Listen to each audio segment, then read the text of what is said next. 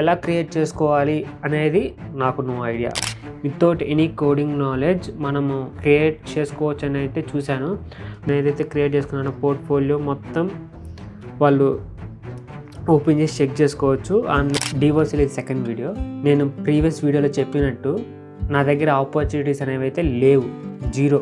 ఇప్పుడు నేను నాకు ఆపర్చునిటీస్ని పట్టుకోవాలి, నేను ఫోటోగ్రఫీ మీద వర్క్ చేయాలి అంటే నేను ఇప్పుడు దాకా ఏదైతే వర్క్ చేశానో చేయాలనుకుంటున్నానో మొత్తం ఎవ్రీథింగ్ ఒక డాక్యుమెంట్ రూపంలో డ్రాఫ్ట్ చేసుకొని ఆపర్చునిటీస్ కోసం అప్రోచ్ అవ్వాలి.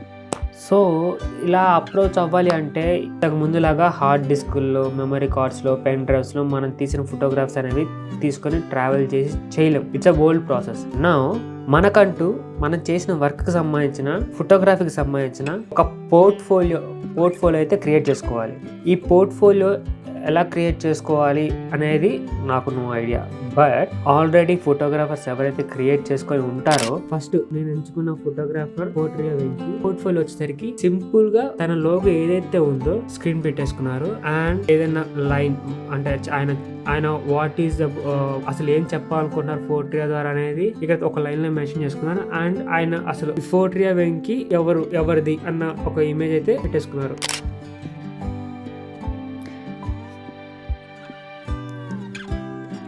How to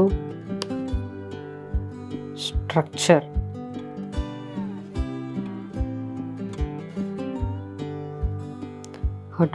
it. So as like references తీసుకున్నట్టు నాకైతే నేనైతే ఫస్ట్ ఏమనుకుంటున్నానంటే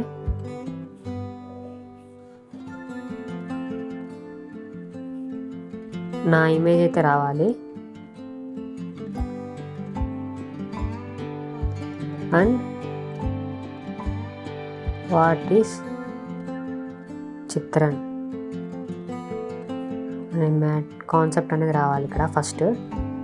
పోర్ట్ఫోలియో, ఈ పోర్ట్ఫోలియోలో అసలు ఏంటి, వాళ్ళ కలెక్షన్స్ ఏంటి,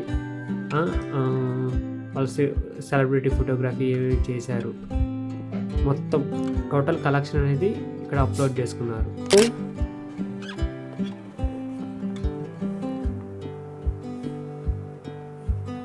మై వర్క్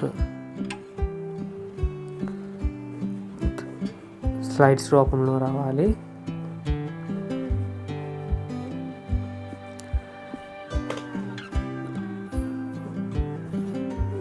ఇఫ్ నేను ఈ స్లైడ్స్ని క్లిక్ చేస్తే slide title and what is it అనే డిస్క్రిప్షన్ రావాలి. అండ్ బ్యాక్గ్రౌండ్ ఇమేజ్ కావాలి, బ్యాక్గ్రౌండ్ ఇమేజ్ అండ్ ఫొటోస్ అయితే డిస్ప్లే అవ్వాలి. అలా ఎన్ని స్లైడ్స్ ఉంటే అన్ని స్లైడ్స్కి రావాలి. సో వీళ్ళ పోర్ట్ఫోలియో కూడా కొద్దిగా క్లాసీ అండ్ లేటెస్ట్గా ఉంది పోర్ట్ఫోలియో. సో వీళ్ళ పోర్ట్ఫోలియో అనేది ఇలా ఉంది, సింపుల్. ఇది కూడా సింపుల్గా ఉంది అండ్ స్టైల్గా ఉంది.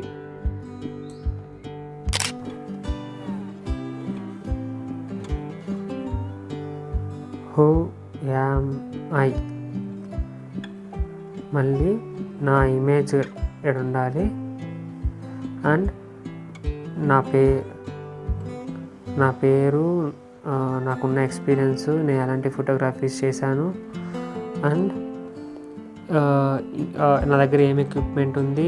ఇలా రెఫరెన్సెస్ కోసం సెర్చ్ చేసే ప్రాసెస్లో చాలా వెబ్సైట్స్ అనేవి మనకి పోర్ట్ఫోలియో అనేది వితౌట్ ఎనీ కోడింగ్ నాలెడ్జ్ మనము క్రియేట్ చేసుకోవచ్చు అని అయితే చూశాను. బట్ మనీ అయితే పే చేయాలి వాటికి మనము యూజ్ చేసుకోవాలంటే. మనం ఇప్పుడే స్టార్టింగ్ స్టేజ్లో ఉన్నాం కాబట్టి నాకు మనీ అంత తొందరపడి ఖర్చు పెట్టడం నా పాయింట్ అయితే కాదు. నాకున్న బేసిక్ కోడింగ్ నాలెడ్జ్తో పోర్ట్ఫోలియో అయితే బిల్డ్ చేసుకుంటాను ఎలాగో ఇప్పుడు మనం అనుకున్నట్టు ఈ స్ట్రక్చర్ బిల్డ్ చేయాలంటే చాట్‌జీపీటీ హెల్ప్ అయితే తీసుకోవాల్సిందే. చాట్‌జీపీటీ హెల్ప్ తీసుకుంటాను.